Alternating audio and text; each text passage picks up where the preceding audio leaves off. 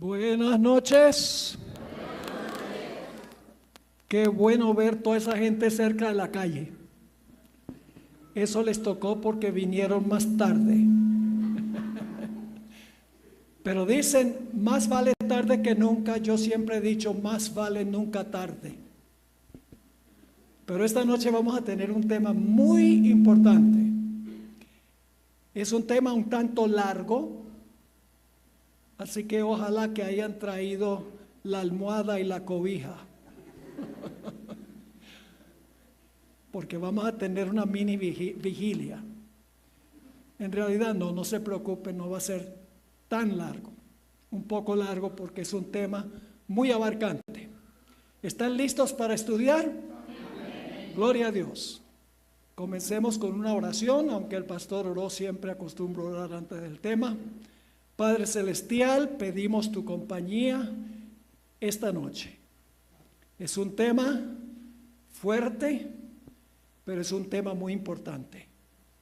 Así que pedimos que tú abras corazones y mentes, que quites obstáculos y prejuicios, para que solamente podamos escuchar tu voz y ninguna otra. Te lo imploramos en el nombre y por los méritos de Cristo, nuestro amante Salvador. Amén. Hoy vamos a estudiar el mensaje del segundo ángel. Después de comenzar el tema, solo unos minutos después voy a repasar lo que estudiamos en nuestro tema de anoche. Voy a empezar de una forma extraña. Ustedes van a pensar qué tiene eso que ver con el mensaje del segundo ángel. Pero en el transcurso del tema se van a dar cuenta por qué he comenzado el tema de esta manera específica. Dios fundó la iglesia judía en los días de Moisés. Al principio ellos fueron fieles a Dios, pero con el transcurso de los siglos, la iglesia judía se corrompió, adoptando creencias y prácticas de las naciones paganas circundantes. En los días de Jesús, la iglesia judía había alcanzado la cumbre de la apostasía y la corrupción. Alcanzó el clímax, en otras palabras, de su rebelión contra Dios. Ahora, la iglesia judía de la época de Cristo tenía mucha pompa y atractivo externo. El glorioso templo, las impresionantes vestiduras sacerdotales, el incienso fragante, el agua bendita y las ceremonias y procesiones imponentes. Todo eso lo tenía. Externamente, la iglesia judía de la época de Jesús parecía honrar a Dios y apelaba al ojo y al oído. Pero internamente la iglesia era apóstata y corrupta. Por eso Jesús dijo: este pueblo me honra con sus labios, pero su corazón lejos está de mí. Jesús dijo que en vano los dirigentes servían a Dios, pues enseñaban mandamientos de hombres y tradiciones humanas. El cuerpo gobernante de la iglesia se llamaba Sanedrín, y el Sanedrín condenó a Jesús a muerte. Luego la iglesia entregó a Jesús al poder civil de Roma para que fuera ejecutado, porque no les gustaba el mensaje que predicaba Jesús.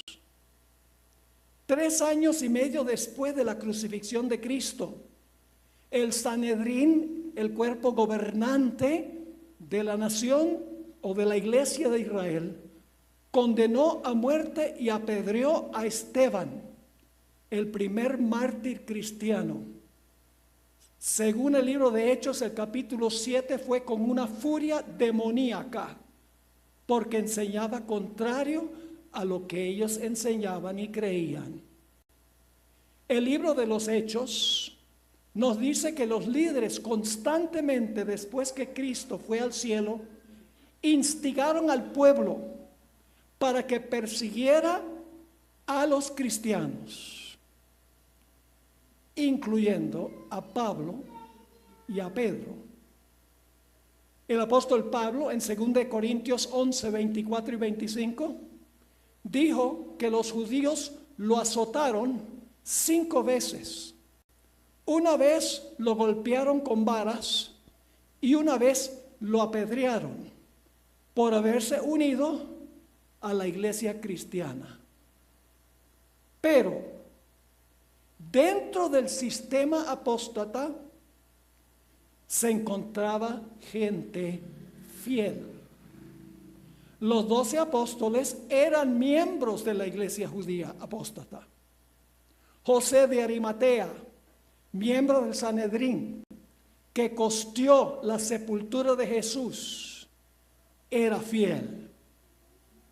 Nicodemo, quien una noche se entrevistó con el Señor Jesucristo y que usó sus riquezas para ayudar a la iglesia primitiva, también era de Sanedrín. Además de eso, el sabio Gamaliel, el profesor de Saulo de Tarso, salvó una vez a Juan y a Pedro de la condena de muerte que lanzó el Sanedrín en contra de ellos. El día del Pentecostés, 3,000 miembros de la iglesia judía salieron y se unieron a la iglesia cristiana. Más adelante, Saulo de Tarso, quien pataleaba, perseguía a los judíos, perseguía a la iglesia, llegó a ser el gran campeón con el mensaje a los gentiles. Y en Hechos 6 y el versículo 7 dice que una multitud de sacerdotes abandonó a la iglesia judía y se unió a la iglesia cristiana. ¿Cuál es la moraleja de todo esto? La moraleja es que el sistema era apóstata, pero dentro del sistema había líderes y miembros fieles.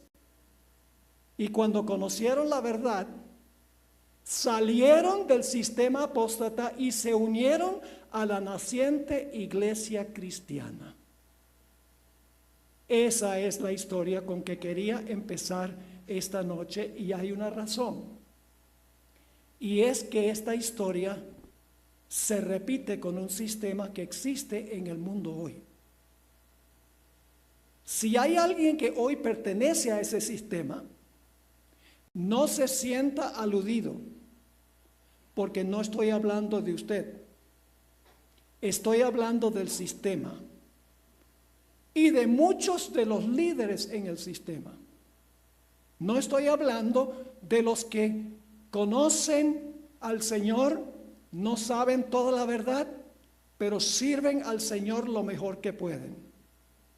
En esta organización de la cual voy a hablar, hay miembros fieles a Dios, que aman a Dios, que no conocen toda la verdad. Inclusive en ese sistema hay líderes como Gamaliel, Nicodemo, Saulo de Tarso y otros que aceptaron la verdad y salieron y se unieron a la iglesia cristiana. Ahora vamos a hablar de ese sistema religioso hoy. Y vamos a ver que ese sistema está repitiendo la historia de la iglesia apóstata de la época de Cristo Jesús. Al igual que en aquel tiempo, dentro del sistema, líderes sinceros, miembros sinceros, que amaban al Señor. Pero el sistema era y es irreversiblemente apóstata. Aquí es que vamos a leer el mensaje del segundo ángel que encontramos en Apocalipsis 14 y el versículo 8. Apocalipsis 14 y el versículo 8. Ayer hablamos del mensaje del primer ángel y en un momento vamos a repasar eso para colocar el marco de lo que vamos a estudiar esta noche. Dice allí en Apocalipsis 14, 8, otro ángel le siguió diciendo, ha caído Babilonia, la gran ciudad. Paremos un momento allí. ¿Por qué cayó Babilonia? Bueno, la segunda parte del versículo nos dice por qué cayó Babilonia. Dice, otro ángel le siguió diciendo, ha caído Babilonia, la gran ciudad, porque, ahora viene la razón, porque ha hecho beber a todas las naciones del vino del furor de su fornicación. ¿Por qué cayó Babilonia? Porque le ha dado vino a todas las naciones, el vino del furor de su fornicación. Ahora la pregunta clave es, ¿quién es Babilonia? Esa es la pregunta que tenemos que hacer y hay que dejar que la Biblia nos explique quién es Babilonia, qué sistema es Babilonia. Porque si no sabemos cuál es el sistema que es Babilonia, no vamos a saber qué es el vino que da Babilonia. La descripción de Babilonia se encuentra en Apocalipsis 17, 1 al 6. Apocalipsis 17 y el versículo 1 al 6. Aquí tenemos 10 características de Babilonia. Y vamos a mirar esas características, las voy a enumerar. Dice, vino entonces uno de los 7 ángeles que tenía las 7 copas y habló conmigo diciéndome, ven acá y te mostraré la sentencia contra la gran ramera. Característica número 1, la gran ramera. Ahora viene la segunda. La que está sentada sobre ¿qué? Muchas aguas. ¿Qué representa las muchas aguas? El versículo 15 del mismo capítulo dice que representan muchedumbres, naciones, lenguas y pueblos. Sigue diciendo, esa es la segunda característica, está sentada. ¿Qué significa que está sentada? Significa que las está gobernando. Y luego dice, con la cual han, tercera característica, fornicado con los reyes de la tierra. Esa es la forma como se convirtió en una mujer adúltera. Cometió fornicación con los reyes de la tierra. Y luego dice, y los moradores de la tierra se han embriagado, aquí viene la cuarta característica, con el vino de su fornicación. Ella es la que le da el vino a las naciones, a las muchedumbres. Sigue diciendo, y me llevó en el espíritu al desierto y vi una mujer sentada sobre una bestia escarlata llena de nombres de blasfemia, que tenía 7 cabezas y 10 cuernos. Y la mujer estaba, ahora viene la quinta característica, estaba vestido de púrpura y escarlata. Sus colores favoritos son púrpura y escarlata. Y ahora viene la sexta, y adornada de, tiene mucho oro, piedras preciosas y perlas. Ahora viene la séptima. Y tenía en la mano un ¿qué? ¿Qué es un cáliz? Una copa. ¿Qué tiene la copa? ¿Qué tiene la copa? A ver. La copa tiene el vino. Pero ahora fíjense cómo se le llama a la copa, lo que está en la copa. Leímos antes que le da vino, es decir, el vino que está en la copa. Pero el vino son sus abominaciones. Fíjense lo que sigue diciendo. Dice entonces, la mujer estaba vestida de púrpura y escarlata, adornada de oro, de piedras preciosas y de perlas, y tenía en la mano un cáliz de oro lleno de ¿qué? Así que, ¿qué es el vino? El vino son sus abominaciones. Así que dice, una copa de vino llena de sus abominaciones y de la inmundicia de su fornicación. Esa es la séptima. Y en su frente un nombre escrito, un misterio. ¿Cómo se llama este sistema? Se llama característica número 8, Babilonia. Tenemos una vívida descripción de Babilonia aquí, ¿sí o no? Se dan muchas características de Babilonia. Y ahora viene la característica número 9, la madre de las rameras y de las abominaciones de la tierra. Yo pregunto, si es madre, debe tener hijas que nacieron de ella y que comparten el espíritu de la madre. ¿Vamos bien? Y luego viene la característica número 10. Vi a la mujer ebria de la sangre de los santos y de la sangre de los mártires de Jesús. Es una organización que ha matado a los fieles de Dios en su historia. Y Juan quedó asombrado, porque dice, quedé asombrado con gran asombro. Yo una vez di una presentación en la Universidad Adventista en Argentina, en Puigari, Entre Ríos. Y cuando yo prediqué este tema, yo anuncié desde el comienzo que esta noche vamos nosotros a hablar de un sistema religioso. Yo no les voy a decir esta noche, les dije, qué sistema representa esta ramera, no les voy a decir. Solamente les voy a presentar las características y ustedes van a tener que concluir qué sistema es. Así que prediqué el tema. La próxima mañana vino una dama que estaba estudiando enfermería, no era dentista, y en la entrevista que tuve con ella comenzó diciendo, pastor, yo quiero que usted sepa que usted anoche ofendió a mi iglesia. Y yo la miré y yo le dije, yo no mencioné anoche ninguna iglesia.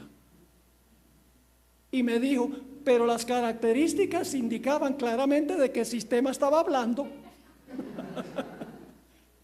Le dije, si tú pudiste concluir con las características qué sistema es, entonces debes escuchar la palabra de Dios. Ahora vamos a repasar las características y vamos a interpretar los símbolos, porque el libro de Apocalipsis no debemos esperar que hay una prostituta, una mujer que está haciendo todo esto. La mujer es simbólica. ¿Qué representa una mujer en la Biblia? Simbólicamente, representa una iglesia. Si es una mujer pura, ¿qué clase de iglesia representa? Una iglesia pura, como en Apocalipsis 12:1, la mujer que está vestida del sol, tiene la luna debajo de sus pies. Si es una iglesia que es ramera, es una iglesia que se prostituyó, fornicó, no fue fiel a su esposo espiritual, no fue fiel a Jesús, buscó a otros amantes espiritualmente hablando, y los amantes eran los reyes de la tierra. Así que en primer lugar debemos buscar una iglesia apóstata. En segundo lugar, tiene que ser un sistema religioso global, mundial, porque la ramera está sentada sobre naciones, multitudes, lenguas y pueblos. Tiene que ser un sistema religioso mundial. En tercer lugar, tiene que estar inmiscuida en la política. Tiene que tener relaciones con los poderes políticos del mundo, porque dice que ella fornica con los reyes de la tierra o con los gobernantes. Es decir, es una iglesia que se vincula con el poder del Estado. En cuarto lugar, es una iglesia que tiene una copa de oro llena del vino abominable.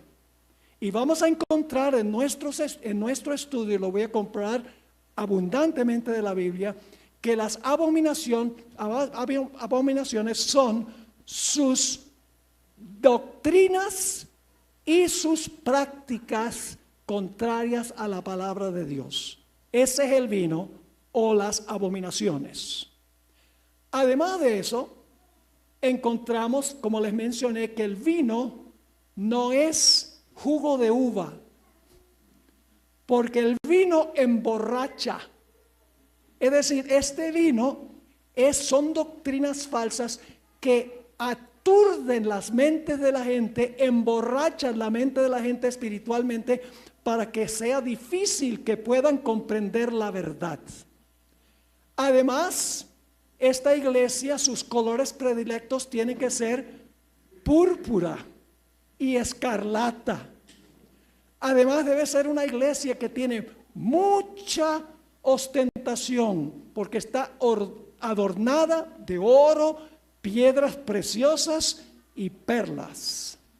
Además, tiene que ser una iglesia de la cual salieron otras iglesias, las hijas, que tienen muchas de las mismas doctrinas de la madre y muchas de las mismas prácticas que tiene la madre, porque la madre tiene hijas. Si las hijas son mujeres, también son iglesias. En algún momento posterior de su historia, porque es una madre ya mayor, ella tiene hijas que comparten sus doctrinas y sus prácticas. Además de eso, es una iglesia que en el pasado persiguió y martirizó a los fieles de Dios. Derramó la sangre de los que no estaban de acuerdo con ella. Y finalmente no solo es una iglesia, sino también un estado. Y eso lo sabemos porque en Apocalipsis 17, 18 dice que la ramera es una ciudad y la ciudad es una entidad política. Es una iglesia que es un estado y que también es una iglesia. Ahora, si yo no les dijera cuál es el sistema, ¿ustedes sabrían cuál es? Es obvio, pero esta noche yo sí les voy a decir cuál es. Solamente les estoy dando las características desde un comienzo. Y esto lo digo tristemente, porque la vasta mayoría del mundo está en este sistema. Tristemente. Como la vasta mayoría de los judíos en la época de Cristo estaban en apostasía y clamaron por la muerte de Jesús. Serio esto. Lo que estamos hablando esta noche no es académico, no es teórico. Es un tema que exige una decisión de cada uno de los que estamos reunidos acá. Ahora, ustedes notan que en Apocalipsis 14:8 dice, ha caído Babilonia. ¿Por qué se repite ha caído, ha caído? Les voy a dar 3 ejemplos de por qué. Porque Jesús dijo, en boca de 2 o 3 testigos se confirma cada palabra. Así que cuando se repite ha caído, significa que ha caído de verdad, ¿verdad? Cuando Jesús quería decir algo muy importante, Él decía, de cierto te digo. Y el hecho de que Dios le dio 2 sueños a Faraón que significaban lo mismo, significa que Dios le decía, te di 2 para que estés seguro de que esto se va a cumplir. Dice en Génesis, y el suceder el sueño a Faraón 2 veces, significa que la cosa es firme de parte de Dios y que Dios se apresura a hacerla. Es decir, la repetición de la expresión ha caído Babilonia, significa que este sistema ha caído de verdad. Ahora, ¿por qué cae Babilonia? Ya lo vimos. Leamos otra vez Apocalipsis 14 y el versículo 8. Otro ángel le siguió diciendo, ha caído Babilonia, la gran ciudad. Y ahora viene la razón. Porque ha hecho beber a todas las naciones. ¿Está incluida Colombia ahí? ¿Venezuela? ¿Ah? ¿Incluye los Estados Unidos? Sí, porque aquí dice, ha hecho beber a todas las naciones del vino del furor de su fornicación. Babilonia cayó porque ha dado su vino fermentado, simbólicamente hablando, a todas las naciones. Babilonia cae porque tiene una fábrica de vino fermentado, con el cual emborracha espiritualmente a las naciones. El vino no está en una botella. No estamos hablando de vino literal, alcohólico. Estamos hablando del vino simbólicamente. Representa falsas doctrinas y prácticas que han sido asimiladas del paganismo, como hizo Israel, que finalmente llevó a la muerte de Cristo y la persecución de los apóstoles. Ahora, ¿qué representa el vino? Voy a recalcar este punto. ¿Qué representa el vino? Bueno, ustedes notaron que en el versículo 2 dice que la ramera tiene una copa llena de vino. Luego en el versículo 4 dice que la copa está llena de abominaciones. Es decir, vino y abominaciones son intercambiables. ¿Tienen claro ese punto? ¿Que vino y abominaciones son intercambiables? Sí, porque dice primero que tiene vino en la copa, luego dice que tiene abominaciones en la copa. El vino son sus abominaciones. Ahora conectemos el mensaje del segundo con el primero.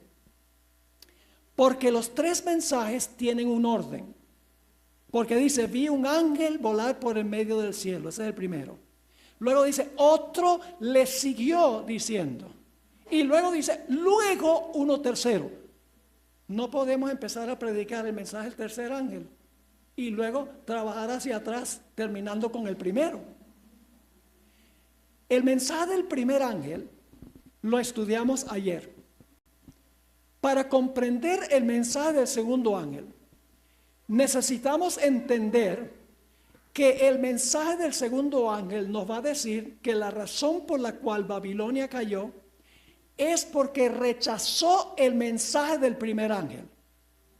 Como rechazó el jugo de uva no fermentado, podríamos decir, porque les podría mostrar bíblicamente que el jugo de uva sin fermentar representa sana doctrina. Pero fermentado es adulterado, ¿sí o no? El vino fermentado es adulterado, como esta iglesia adulteró la verdad, y eso es lo que emborracha a las naciones. Así que, ¿cuáles son los puntos principales del mensaje del primer ángel que rechaza esta iglesia de la cual hemos leído? ¿Recuerdan que anoche estudiamos que Jesús vivió una vida absolutamente perfecta? ¿Recuerdan que estudiamos que Jesús fue sacrificado cuántas veces? Una sola vez. Y no necesita morir de nuevo. Estudiamos también que tenemos ¿cuántos intercesores? Un solo intercesor entre Dios y los hombres. Y estudiamos que el hombre no puede salvarse por sus obras, por lo que hace, sino es justificado el hombre solo por la fe en Cristo Jesús. Ese es el mensaje del primer ángel. Y que debemos nosotros glorificar a Dios. ¿Recuerdan los imperativos? Darle gloria a Dios, no al hombre. Debemos guardar sus mandamientos, temer a Dios, y debemos adorar a Dios en su santo día. Esta iglesia niega todo eso. Cayó porque dice que Cristo es sacrificado vez tras vez tras vez. Cayó porque dice que seres humanos interceden en lugar de Cristo. Y además de eso, dice que el hombre se puede salvar por penitencia, por obras de penitencia, etc. Puede ganar méritos con Dios.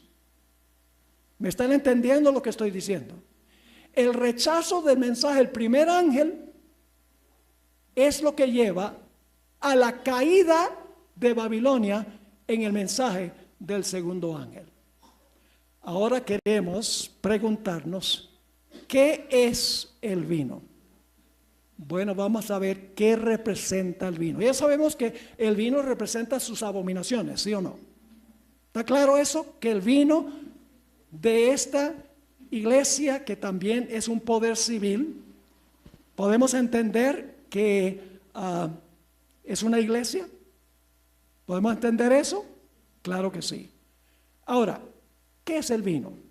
Voy a leerles una cita de el libro Testimonios para los Ministros, página 59. Escuchen esto.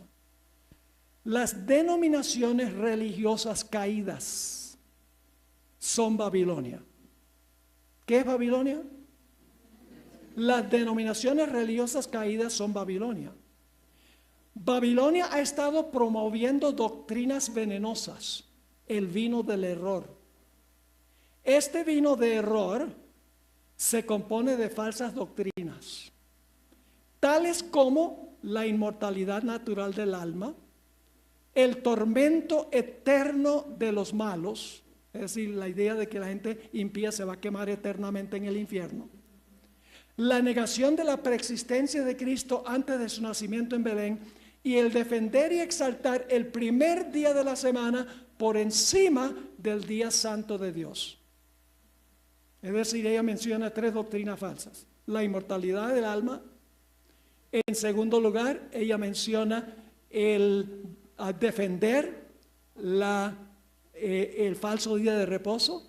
Y en tercer lugar, ella dice que es un sistema que, que dice que la gente va al infierno para quemarse eternamente. Ok, pero esos no son todos los errores, porque sigue diciendo la cita, estos errores y otros similares. En un momento le voy a mostrar que esta cita se comprueba en la Biblia.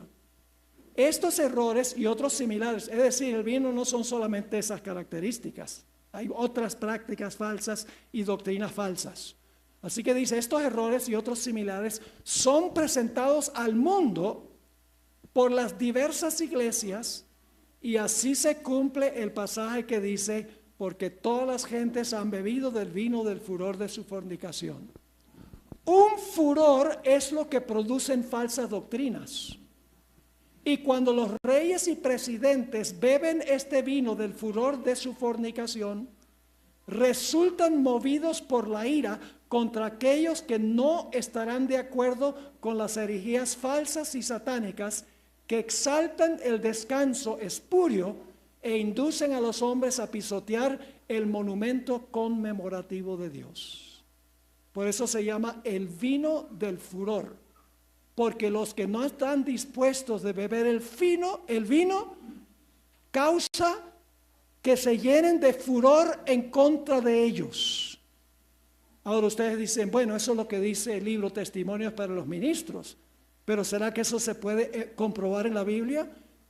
Vamos a dedicar los próximos minutos para examinar la palabra abominación en la Biblia, porque la Biblia tiene una larga lista de falsas doctrinas y prácticas que la Biblia llama abominaciones. Así que si queremos saber cuáles son las abominaciones de esta mujer, de este sistema religioso, que también es un sistema político, necesitamos buscar la palabra abominación o abominaciones que aparece en otras partes de la Biblia. ¿Te parece justo eso? Vamos a ver si la cita de Testimonios para los Ministros es correcta. Número 1, confeccionar ídolos e inclinarse ante ellos es una abominación. ¿Qué dije yo? Crear ídolos e inclinarse ante ellos es una abominación. Fíjense lo que dice Dios en el 4º mandamiento de su ley. Estoy leyendo, todo lo que voy a leer es de la Biblia. No te harás imagen, ni ninguna semejanza. ¿Perdón? ¿Es el qué?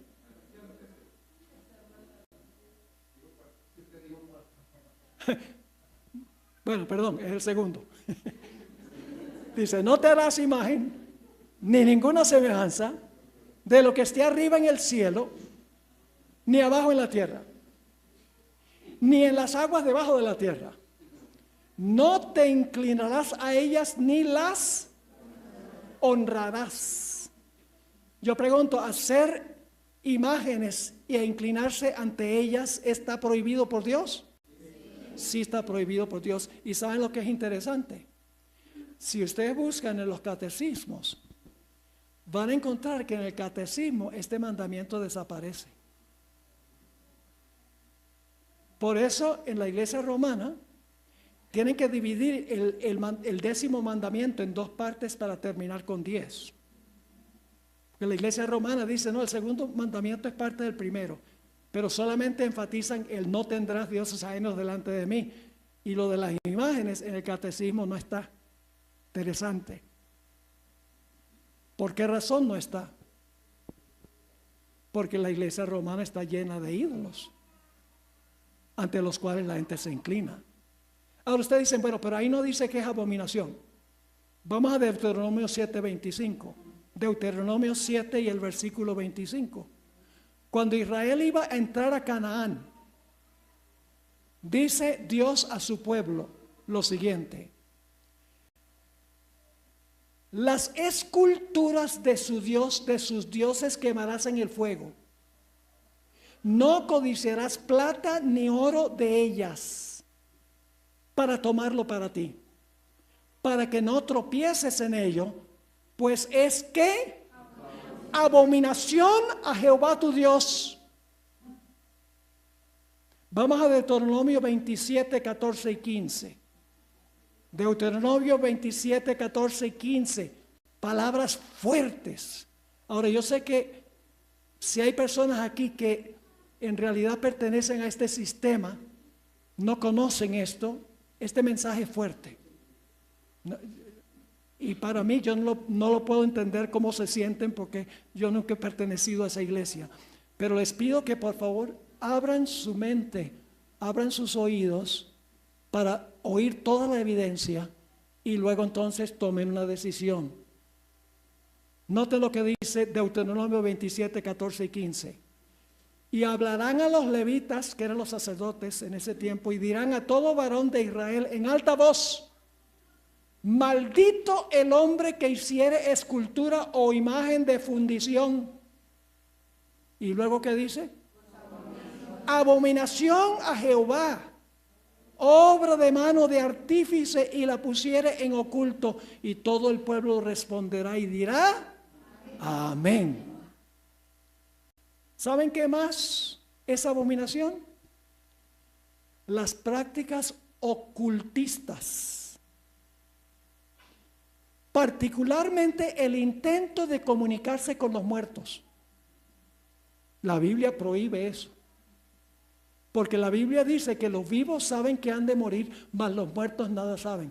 Cuando una persona muere, esa persona queda muerta hasta que Cristo venga a resucitarla en su segunda venida. Aquí en este pasaje se mencionan varias prácticas ocultistas, entre las cuales está tratar de comunicarse con los muertos. Yo pregunto entonces, ¿orar a los muertos, a los santos muertos, sería abominación? Sí, Señor. ¿Pedirles favores a los santos que murieron? Claro que sí, Dios lo prohíbe. Dice en Deuteronomio 18, 9 al 12, cuando entres a la tierra que Jehová tu Dios te da, no aprenderás a hacer según las abominaciones de aquellas naciones. No sea hallado en ti quien haga pasar a su hijo o su hija por fuego, porque los paganos quemaban a sus propios hijos, ni quien practique adivinación, ni agorero, ni sortílego, es decir, los que tratan de determinar la suerte, ni hechicero, ni encantador, ni adivino. Ese es un medium que procura comunicarse entre los vivos y los muertos. Ni mago, ni quien consulte a quienes, a los muertos. Porque es abominación para con Jehová cualquiera que hace estas cosas. Y por estas Jehová tu Dios echa estas naciones de delante de ti. Tratar de comunicarse con los muertos es abominación. Orar a los muertos y por los muertos es abominación.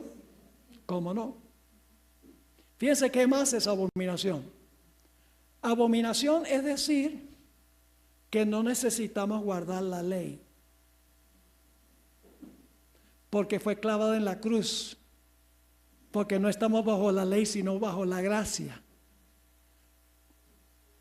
Fíjense lo que dice Proverbios 28 y el versículo 9. Proverbios 28 y el versículo 9. Dice: el que aparta su oído para no oír la ley, Su oración también es. El que dice que no hay que guardar la ley, comete abominación. Pero hay también el otro extremo. El que dice que se puede justificar guardando la ley, también comete abominación. Es decir, el que enseña que se puede salvar en sus pecados, hace abominación. Y el que dice que se puede salvar por sus obras, también hace abominación. Porque uno es salvo por gracia a través de la fe. Fíjense lo que dice Lucas 16:15. Aquí está hablando Jesús. Dice, entonces les dijo, está hablando a los fariseos que eran legalistas. Los fariseos creían que guardando la ley se podían salvar. Dice, entonces les dijo, vosotros sois los que os justificáis a vosotros mismos. Porque se ponían filacterias, porque hacían oraciones largas en la plaza, etc. Jesús le dice, vosotros sois los que os justificáis a vosotros mismos delante de los hombres. Mas Dios conoce vuestros corazones, porque lo que los hombres tienen por sublime delante de Dios es abominación. Ahora quiero leerles una cita del Conflicto de los Siglos, donde la escritora habla sobre la iglesia romana. Y si hay aquí gente que pertenece a la iglesia romana, a la iglesia papal, ustedes van a reconocer que lo que ella dice es precisamente lo que ocurre. Dice ella, un estudio de la Biblia hecho con oración mostraría a los protestantes el verdadero carácter del papado y se los haría aborrecer y rehuir. Pero muchos son tan sabios en su propia opinión que no sienten ninguna necesidad de buscar humildemente a Dios para ser conducidos a la verdad. Aunque se enorgullecen de su ilustración, desconocen tanto las sagradas escrituras como el poder de Dios. Ahora escuchen esto. Necesitan algo para calmar sus conciencias y buscan lo que es menos espiritual y humillante. Lo que decían es un modo de olvidar a Dios, pero que parezca recordarlo. Y luego dice, el papado responde perfectamente a las necesidades de todas esas personas. El papado es adecuado a dos clases de seres humanos que abarcan casi a todo el mundo. Los que quisieran salvarse por sus méritos y los que quisieran salvarse en sus pecados. Tal es el secreto de su poder. Que esa es la iglesia romana dice, si tú quieres salvarte por tus obras, no hay problema. Si tú quieres seguir pecando, sencillamente ven y le confiesas el pecado al sacerdote y se resuelve el problema y puedes seguir pecando. ¿Y sabes lo más triste? Lo más triste es que en Semana Santa es la semana que la gente se porta menos santa. Que la gente va y se emborracha y mujeriega y todo eso. En Semana Santa, la semana mayor. Es decir, confiésate y sigue como vives. Y no hay ningún problema. Y si quieres hacer peregrinaje, si quieres subir el monte Monserrate en las rodillas, que yo he subido a pie, y he visto que gente sube de rodillas y hacer penitencia, tú puedes ganar méritos con Dios. ¿Qué más es abominación? Fornicación es abominación. ¿La ramera fornica? No literalmente. No es que se acuesta con una mujer. ¿Quién debe ser el esposo de la iglesia? ¿Quién es el esposo de la iglesia, espiritualmente hablando? Cristo Jesús. Pero ¿qué sucede cuando una iglesia, en vez de conservarse solo para Jesús, se enamora de los poderes civiles de la tierra? Eso se llama abominación. Fíjense lo que dice Jeremías 13 y el versículo 26 y 27. Estamos dejando que la Biblia hable. Yo sencillamente estoy leyendo lo que dice la Biblia, que son las abominaciones. Dice ahí en Jeremías 13, 26 y 27, Yo pues descubriré también tus faldas. Dios está hablando de la fornicación de Israel con las naciones circundantes. Yo pues descubriré también tus faldas delante de tu rostro. Y se manifestará tu ignominia. ¿Tus qué? Adulterios. El pueblo de Israel estaba cometiendo adulterio espiritual, asumiendo las doctrinas y prácticas de las naciones paganas. Tus adulterios, tus relinchos, la maldad de tu ¿qué? Fornicación sobre los collados. En el campo vi tus ¿qué? Abominaciones. Ay de ti, Jerusalén, ¿no serás al fin limpia? ¿Cuándo tardarás tú en purificarte? Fíjese lo que Dios dice de su propio pueblo. Estaba cometiendo fornicación espiritual. En vez de conservarse para el Dios que prometieron obedecer, estaba adoptando las doctrinas y prácticas de las naciones circundantes en su sistema religioso.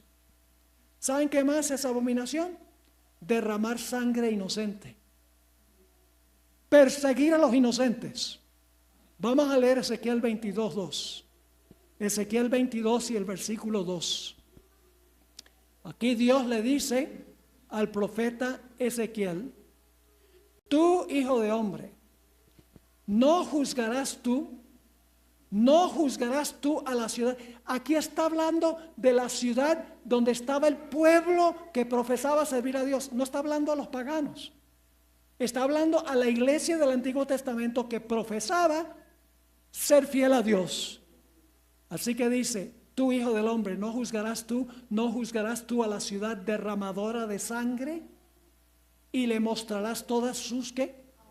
Abominaciones.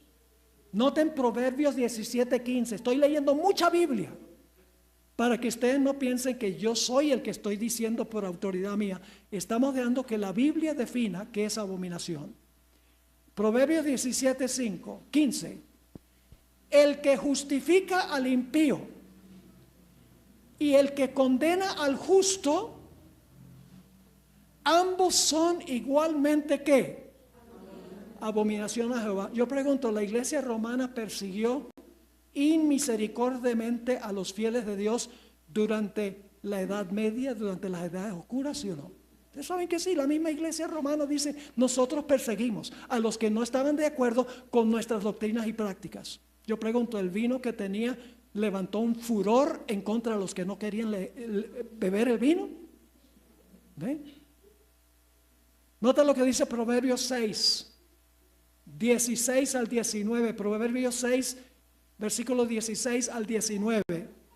Aquí dice una vez más que derramar sangre inocente es una abominación a Jehová. Dice aquí: 6 cosas aborrece Jehová, y aún 7 abomina su alma: los ojos altivos, la lengua mentirosa. ¿Qué más abomina? Las manos derramadoras de sangre inocente, como sucedió durante el periodo de su dominio en el pasado. ¿Qué más? Ustedes pueden leer el resto de ese versículo. La homosexualidad es una abominación a Jehová. La unión gay, el mundo lo aprueba, pero la Biblia lo condena. Porque la Biblia dice que Dios casó a un solo hombre con una sola mujer. No un hombre con un hombre y una mujer con una mujer. Fíjense lo que dice en Levítico 18:2. Levítico 18 y el versículo 2. Dice claramente: no te echarás con varón como con mujer.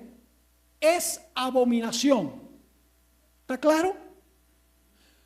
Ahora fíjense, el Papa Francisco, que acabó de morir, dijo que en ciertos casos los sacerdotes pueden bendecir matrimonios homosexuales.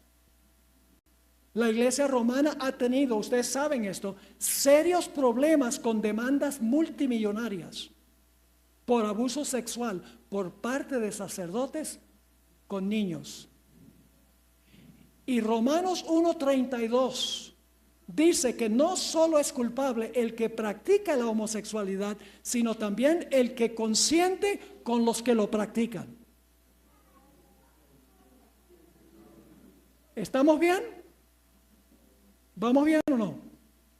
¿Es clara la Biblia? Absolutamente clara. Pero hay una abominación que es la más grande de todas. Está en la cumbre de la lista de abominaciones a Jehová. Noten Ezequiel 8, 16 y 17. Ezequiel 8, 16 y 17. Aquí está hablando de algo que estaba haciendo el pueblo de Israel. Los que profesaban servir a Dios, la iglesia de Dios en ese tiempo, había apostatado. Fíjense que el capítulo 8, Dios le muestra a Ezequiel una abominación que está cometiendo su pueblo. Y Ezequiel dice, vaya, eso está tan terrible. Y Dios dice, eso no es nada, te voy a mostrar una abominación peor que esa. Y luego Dios le muestra otra abominación. Y Ezequiel dice, terrible. Y Dios dice, eso no es nada, hay una peor que esa. Y la que culmina la lista de abominaciones, la peor de todas, está en Ezequiel 8, 16 y 17. Y me llevó al atrio de adentro de la casa de Jehová. Esto está pasando en la iglesia.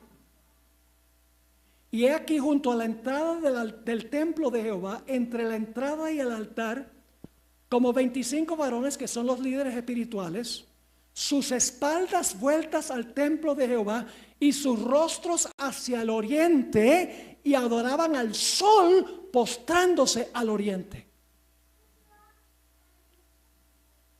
¿Es una abominación adorar el sol? Sí. Note lo que sigue diciendo. Versículo 17. Y me dijo, ¿no has visto, hijo de hombre? Es cosa liviana para la casa de Judá hacer las abominaciones que hacen aquí. Noten las abominaciones. Después que han llenado de maldad la tierra, se volvieron a mí para irritarme. He aquí que aplican el ramo a sus narices. Y usted dice, bueno, la iglesia romana no adora al sol. Yo he visitado, una de mis actividades favoritas cuando viajo a un lugar es visitar la mayor cantidad de catedrales y de iglesias católicas. Y me quedo maravillado de ver la obsesión que hay con el sol. Por todo lado hay símbolos solares, los cálices, las ventanas, los altares, las vestiduras sacerdotales, las imágenes llenas de soles. Y usted dice, bueno, pero no se adora el sol. Pero sí se adora en el día del sol. Cuando la Biblia dice que debemos adorar, ¿qué día? Debemos adorar el sábado, porque es señal del Creador. Y usted dice, pero pastor, no es lo mismo adorar el sol que adorar en el día del sol. Y yo sostengo que en principio es lo mismo. Y usted dice, ¿cómo es eso? Yo les pregunto, ¿quién hizo el sol? Dios. ¿Lo hizo para la adoración? ¿Qué pasa si lo convertimos en un objeto de adoración? ¿Cómo se llama eso? Idolatría. ¿Quién hizo el primer día de la semana? Dios. ¿Lo hizo para la adoración? No, es un día de trabajo. ¿Qué pasa entonces si convertimos el primer día, domingo, en día de adoración? Es idolatría. No importa que sea un día o que sea un objeto. Cualquier cosa que el hombre hace para la adoración que Dios no hizo es abominación a Jehová. Y fíjese qué interesante este pasaje que acabo de leer del libro de Ezequiel. El pueblo profeso de Dios estaba adorando al Dios Sol. ¿Saben de dónde adoptó la iglesia romana la observancia del domingo? fue en los días del emperador Constantino el Grande. Ustedes pueden leer en los propios libros católicos. Ellos dicen, nosotros asimilamos muchas de las prácticas del Imperio Romano, porque querían ganar a los habitantes del Imperio Romano, a la iglesia, y dijeron, bueno, los paganos adoran al sol, pues entonces nosotros lo que vamos a hacer es decir que adoren en el día del sol, porque los paganos adoraban el día del sol. Y ahí fue que entró la observancia del domingo como día de adoración.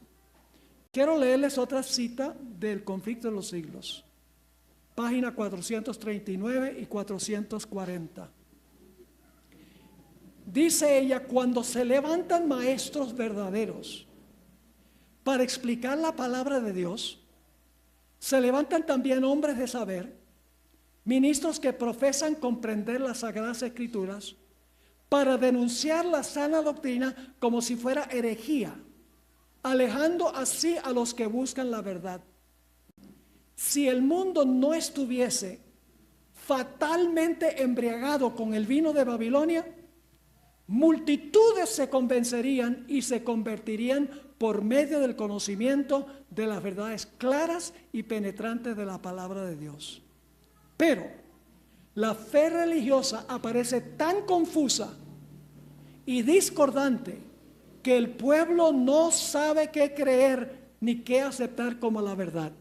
La iglesia es responsable del pecado de la impenitencia del mundo. Tremenda cita. Ahora quiero mencionar una lista de doctrinas y prácticas de la iglesia romana que no están en la Biblia o contradicen abiertamente la Biblia. ¿Qué día dice la Biblia que es el día que debemos guardar y reposar? Voy a leer los versículos. Esto viene de Éxodo 20, 9 y 10. 6 días trabajarás y harás toda tu obra, mas el séptimo día es sábado para Jehová tu Dios. ¿Qué día dice la iglesia romana que debemos guardar? El primer día de la semana, el domingo. Contradicción de la Biblia. La Biblia dice que la iglesia debe funcionar como iglesia y el Estado debe funcionar como Estado.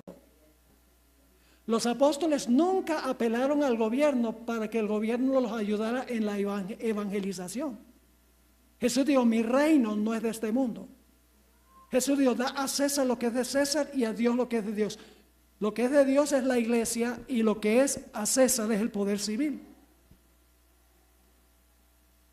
Y es un asunto muy serio que la iglesia apóstata de la época de Jesús, escuchen bien esto, como iglesia ellos no pudieron matar a Jesús. Porque cuando fueron ante Pilato, Pilato le dijo, bueno, ellos le dijeron a Pilato, nosotros no podemos ejecutar la pena de muerte. Ellos apelaron al poder civil de Roma para crucificar a Cristo. Y en las edades oscuras de la iglesia romana, la iglesia no mataba. Lo que hacía era apelar al emperador, al poder civil, para que exterminara a los mártires. Además de eso, la iglesia romana bautiza a infantes. ¿Hay algún ejemplo en la Biblia de un bebé que fuera bautizado? No. Todos los que fueron bautizados en la Biblia, incluyendo Jesús, eran adultos. Porque para ser bautizado hay que arrepentirse, confesar el pecado y tener fe en Jesús. Un bebé no puede tener eso. Todos los bautizados en la Biblia fueron adultos, incluyendo Jesús. Pero la iglesia romana dice, no, vamos a bautizar infantes. La Biblia dice que el bautismo debe ser por inmersión. Es una sepultura debajo del agua. Pero la iglesia romana dice, no, es por aspersión, con un poco de agua en la cabeza. Contradice abiertamente la Sagrada Escritura. La iglesia romana celebra la Cuaresma En ninguna parte de la Biblia dice que se debe celebrar la Cuaresma, pero los paganos sí celebraban la Cuaresma.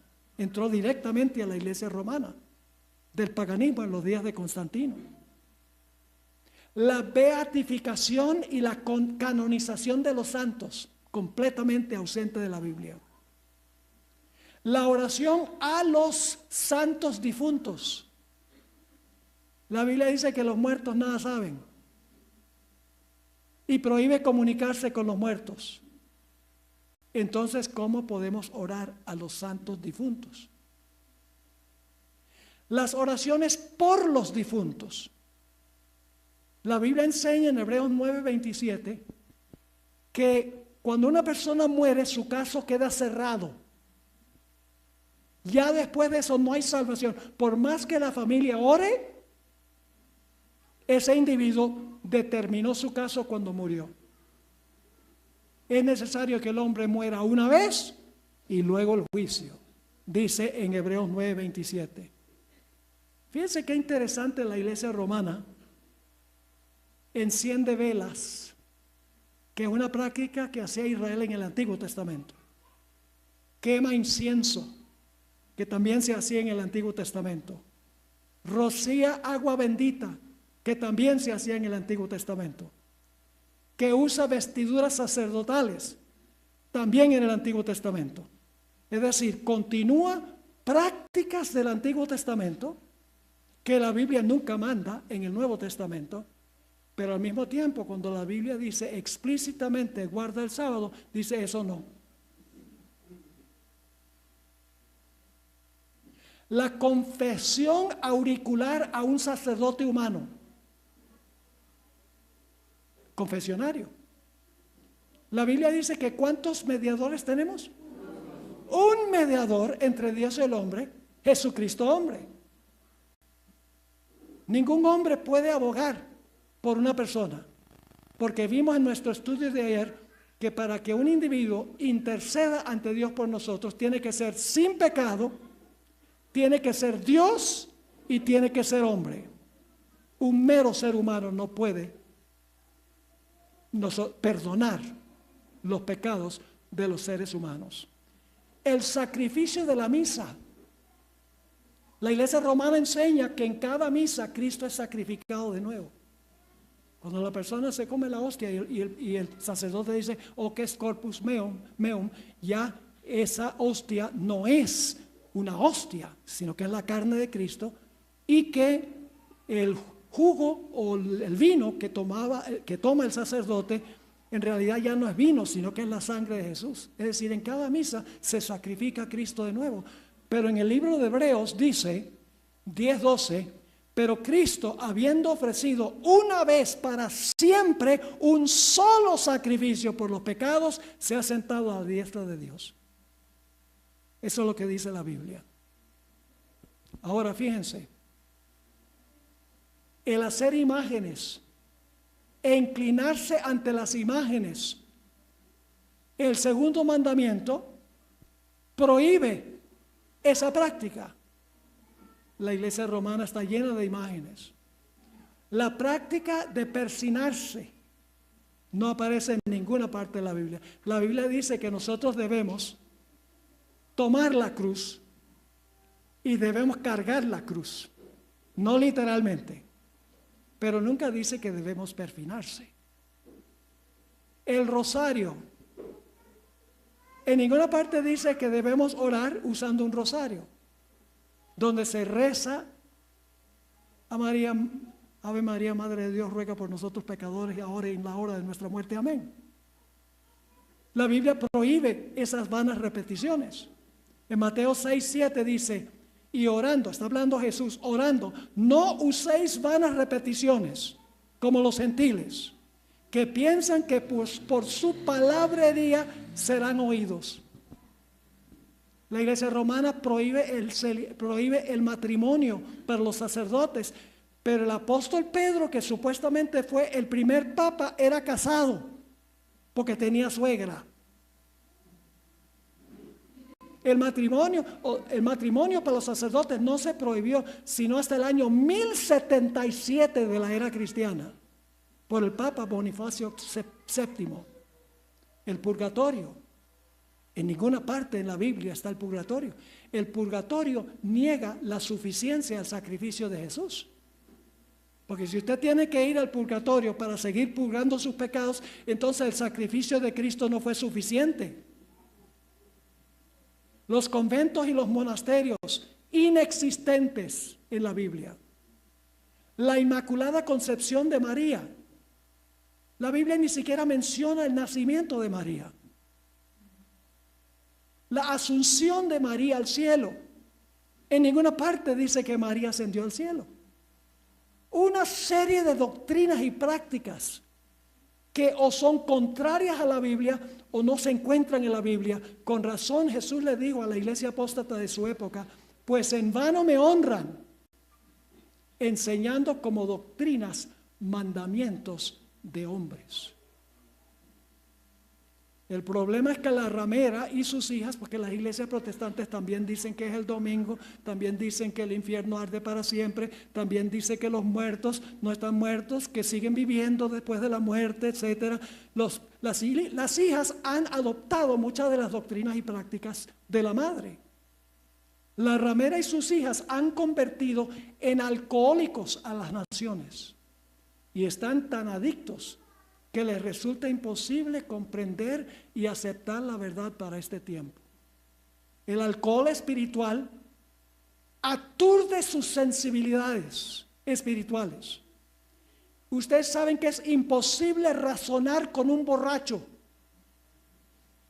pues cree que se lo sabe todo y está dispuesto a defender su punto de vista por absurdo que sea. La misma autora que leí antes en el libro Joya de los Testimonios escribió: el error nunca es inofensivo, el error nunca santifica, sino que siempre trae confusión. Eso es lo que significa la palabra Babilonia. Trae confusión y disensión. El error siempre es peligroso. El enemigo de las almas ejerce gran poder sobre las mentes que no han sido plenamente fortalecidas por la oración y establecidas sobre la verdad bíblica. Ahora escuchen bien. El mensaje del segundo ángel se repite al final del libro, pero con mucho más poder. Se va a hacer la proclamación del mensaje del segundo ángel de nuevo, al final de la historia, con mucho más poder. Y Babilonia estará en peor condición que cuando primero se predicó Apocalipsis 14:8. Vayan conmigo, Apocalipsis 18, 1 al 4. Apocalipsis, el capítulo 18 y el versículo 1 al versículo 4. Esto es justo antes de cerrarse la puerta de la oportunidad. Es justo antes que empiecen a caer las 7 plagas que menciona el libro de Apocalipsis. Y es un llamado urgente. Dice: después de esto vi a otro ángel descender del cielo. ¿Con qué? Gran autoridad. Y Zipaquirá. No. Y la tierra fue alumbrada con su gloria. ¿Es un mensaje que va a ir a todo el mundo, sí o no? Sí. Y por si acaso gran autoridad no significa para usted mucho. Y clamó con voz potente. Creo que se va a intensificar el mensaje del segundo ángel. Y Babilonia va a estar peor. Diciendo: ha caído la gran Babilonia. Y fíjense en qué condición estará Babilonia, la madre y sus hijas. Dice: y se ha hecho habitación de demonios y guarida de todo espíritu inmundo y albergue de toda ave inmunda y aborrecible. ¿Por qué razón? ¿Por qué alcanzó esta condición? Porque todas las naciones han ¿qué? Es el mensaje del segundo ángel. Han bebido del vino del furor de su fornicación. Y los reyes de la tierra han fornicado con ella. Y los mercaderes de la tierra se han enriquecido de la potencia de sus deleites. ¿Les parece que Babilonia va a estar en malas condiciones? La madre y sus rameras. dándole el vino de falsas doctrinas y prácticas al mundo. Pero yo pregunto, ¿tiene Dios verdaderos hijos en el sistema de la madre y las hijas? ¿Tiene fieles ahí que aman a Dios? La mayoría del verdadero pueblo de Dios no está en la iglesia adventista, está en esas iglesias. Gente sincera que ama al Señor Jesús, pero desconoce todo lo que hemos hablado esta noche. Y por eso, en este mensaje intensificado, Jesús da un mensaje en el versículo 4. Y oí otra voz del cielo que decía, ¿qué decía? Salid de ella, pueblo mío. Yo pregunto, ¿diría Dios, salgan de Babilonia, pueblo mío, si en Babilonia no hubiera pueblo? No. Es un llamado que hace Jesús. Dice, si tú estás en alguno de esos sistemas, sal. ¿Y cuál es la urgencia? Sigue diciendo, salid de ella, pueblo mío, para que no seáis partícipes de sus ¿qué? De sus pecados, y no recibáis de sus ¿qué? Esto tiene que ser el último mensaje, porque las plagas caen, y aquí dice, para que no caigan las plagas sobre ti. Es decir, esto es un mensaje para los que van a pasar por el tiempo final de angustia. Y luego dice, porque sus pecados han llegado hasta el cielo, y Dios se ha acordado de sus maldades. Por eso Dios le dio en el libro de Proverbios un mensaje a los gobernantes del mundo, porque los gobernantes del mundo están aliados con esta iglesia. Si no lo creen, miren todos los que fueron al funeral de Francisco I. Y poco se exaltó a Dios, se exaltó a él, con mucha opulencia, con mucha ceremonia, y la gente queda impresionada con eso. Pero no es lo que se ve, lo importante es lo que está en el corazón, la obediencia a Dios, el aceptar el mensaje de Dios. Por eso Dios le dio un mensaje a los gobernantes. En Proverbios 31, 4 y 5 dijo, no es de los reyes o Lemuel, no es de los reyes beber vino, ni de los príncipes la sidra. ¿Por qué no es bueno que hagan eso? No sea que bebiendo, ¿qué pasa cuando beben? Olvidan la ley y perviertan el derecho, es decir, el juicio, y perviertan el derecho de todos los afligidos. Y voy a terminar, voy a sintetizar porque el tiempo se ha ido. Hay dos historias en la Biblia y solo las voy a contar. Ustedes pueden buscarlas y leerlas. La primera está en Levítico 10 y la segunda está en Daniel el capítulo 5. Dios había mandado que cuando se ofreciera incienso en el santuario, en el altar de incienso, que se tomara el fuego que Dios había llovido del cielo sobre el altar del sacrificio. Es decir, Dios dijo, el fuego que yo lloví sobre el altar de los sacrificios, cuando ustedes vayan a usar fuego para prender el incienso, tomen ustedes el fuego de ese altar, porque ese fuego es santo. No me usen ningún otro fuego. Y los dos hijos de Aarón, que eran sacerdotes, entraron al santuario con fuego común. ¿Quién sabe de dónde lo sacaron? Tal vez de la cocina. Dijeron, ¿por qué tiene que ser del altar? Fuego es fuego. Y le presentaron a Dios fuego común como si fuera santo. Y Dios dijo, no hay problema, fuego es fuego.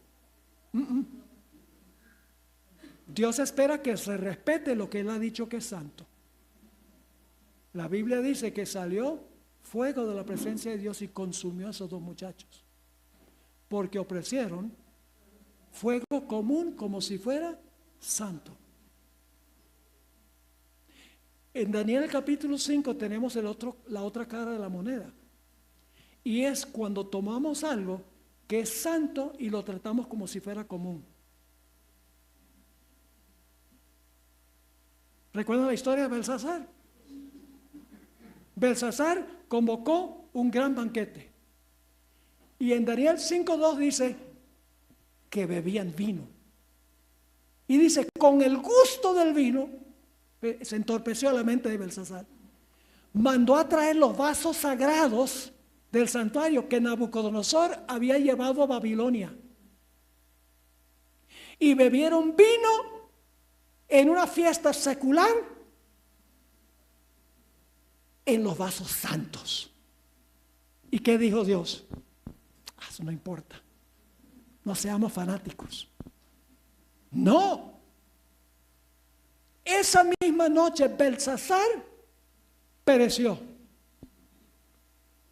Y Babilonia cayó.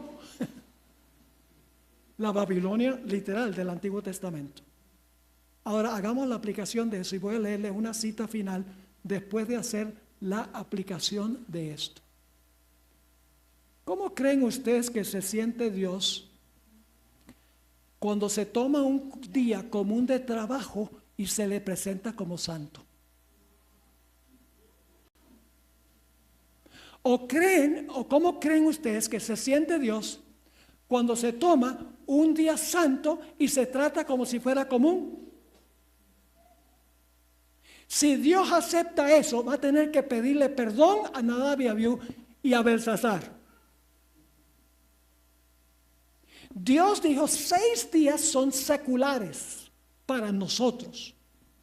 El 7º día es santo, no para nuestro trabajo. Pero la iglesia romana dice, y vamos a hablar de la marca de la bestia, porque Dios tiene una señal, es el sábado. La iglesia romana tiene otra señal de su autoridad, que es la observancia del primer día de la semana. Ellos dicen, al cambiar nosotros el día, mostramos que nosotros tenemos autoridad, inclusive para cambiar un mandamiento de la ley de Dios. Es decir, la gran prueba final va a ser muy parecida. ¿Tenía Dios fieles en la iglesia judía? ¿Sí o no? Sí. ¿Salieron? En el día del Pentecostés dice que salieron 3,000 y se unieron a la iglesia. Ese es el mismo llamado que se hace al final de la historia. Salid de ella, pueblo mío.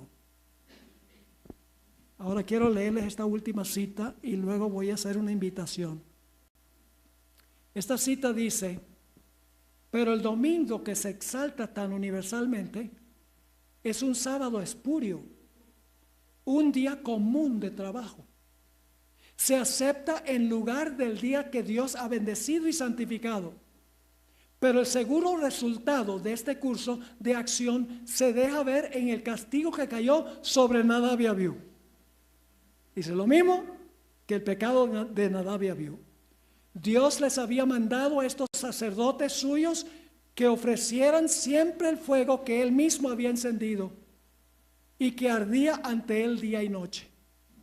Esto debía observarse estrictamente, pero Nadab y Abiú bebieron demasiado vino y por eso sus mentes perdieron su agudeza y se confundieron y fueron incapaces de distinguir entre lo que era sagrado y lo que era común.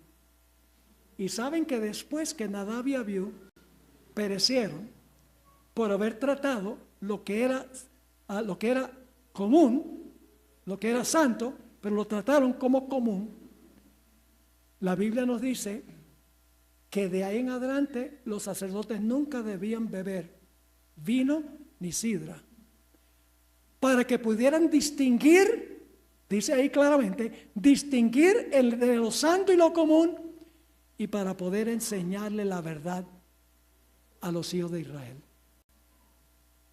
Ahora yo sé que este tema ha sido fuerte esta noche, pero muy bíblico. Y es un mensaje que el mundo necesita saber. Yo no quiero que nadie esté en ese sistema, porque la Biblia dice que las plagas van a caer sobre los que todavía están en ese sistema.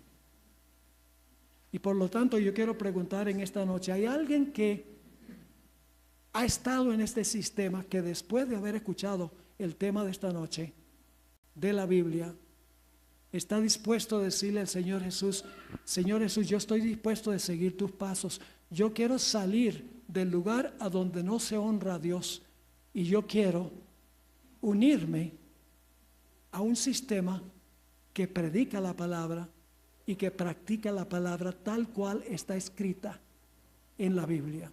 ¿Hay alguien en esta noche que quiere decirle eso a Jesús levantando la mano? Yo quiero aceptar la invitación de Jesús. Salid de ella, pueblo mío. ¿Quiere levantar la mano? Yo voy a tener una oración por usted esta noche. Venga un momentico aquí al frente. Póngase aquí. Jesús hubiera venido para salvar solamente a este hermano. Pero yo sé que hay otros que están aquí esta noche, tienen una lucha en su corazón. Posiblemente por cultura y por tradición han pertenecido a una de estas iglesias. ¿Cómo puedo yo aceptar el mensaje de esta noche? Mire, lo importante no es tomar un paso que es difícil. Lo importante es, si no lo tomamos, el resultado es que estamos ofendiendo a Dios. ¿Hay alguno más que quiere unirse a este valiente hermano que tenemos acá? Yo lo vi que estaba ahí escuchando cuidadosamente. El Señor te bendiga por haber tomado esa decisión esta noche. Unos pocos momentos más y vamos a clausurar el programa de esta noche. ¿Alguien más? Venga aquí al frente, mi querido hermano. Gloria a Dios. Siempre me da temor terminar un llamado, porque yo sé que mucha gente está en el valle de la indecisión. Dios te bendiga, mi hermano. Hay algunos que están en el valle de la indecisión y digo, si termino el llamado y no le doy la oportunidad a todos que respondan, tal vez debería haberlo hecho. ¿Alguien más antes de tener la oración? Quiere decirle, sí, Jesús, yo escojo seguir la verdad, yo escojo aceptar el llamado de Jesús. No soy yo el que estoy haciendo el llamado. Jesús es el que dice, salid de ella, salid de Babilonia, pueblo mío. ¿Alguien? Muy bien. Damos gracias al Señor por estas respuestas. El Señor ha tocado sus corazones. Yo sé que hay otros acá. Voy a seguir orando por ustedes. Las decisiones no se vuelven más fáciles con el paso del tiempo. Las decisiones son más fáciles cuando decidimos, yo y mi casa serviremos a Jehová, ahora mismo, sin demora, porque mañana no es nuestro. Yo voy a hacerlo después no es nuestro. La Biblia dice, hoy es el día de la salvación. Si hoy oyeres su voz, no endurezcas tu corazón. Unos pocos segundos más y vamos a terminar la reunión con una oración. Vamos a regresar a nuestros hogares. Seguiré orando por aquellos que están procesando lo que hemos estudiado. Yo sé que no es fácil, es difícil, porque por generaciones hemos estado en ese sistema y en otras iglesias. No es fácil romper la tradición, pero cuando es la verdad debemos hacerlo, porque es menester obedecer a Dios antes que a los hombres. Bien, inclinemos nuestros rostros para orar. Padre Celestial, gracias te doy por estas dos almas preciosas por las cuales el Señor Jesucristo murió, por ellos haber respondido a tu llamado esta noche. Te doy gracias por cada uno de estos caballeros. No es fácil una decisión como esta. Yo nunca he tenido que hacerla porque yo nací en un hogar que creía estas cosas. Debe ser muy difícil. Pero no debemos hacerlo difícil. Sencillamente en el momento debemos decir, yo y mi casa serviremos a Jehová. No es tan difícil. Te pido, Señor, que estés también con aquellas personas en nuestro medio que han oído el mensaje, saben que es la verdad, pero tienen un obstáculo en el corazón, la familia, tal vez el trabajo, tantas otras cosas que impide que ellos respondan en este instante. te ruego que tu Santo Espíritu continúe trabajando con sus corazones. Que no les concedas paz hasta que hayan tomado la decisión de obedecer la voz de Jesús. Gracias te damos, Padre, por haber estado con nosotros y por responder a nuestra oración. Te lo pedimos en el nombre y por los méritos de Cristo, nuestro Salvador. Amén. Amén. Señor te bendiga, mi hermano. Dios te guarde. Voy a estar orando por ti. Dios te bendiga.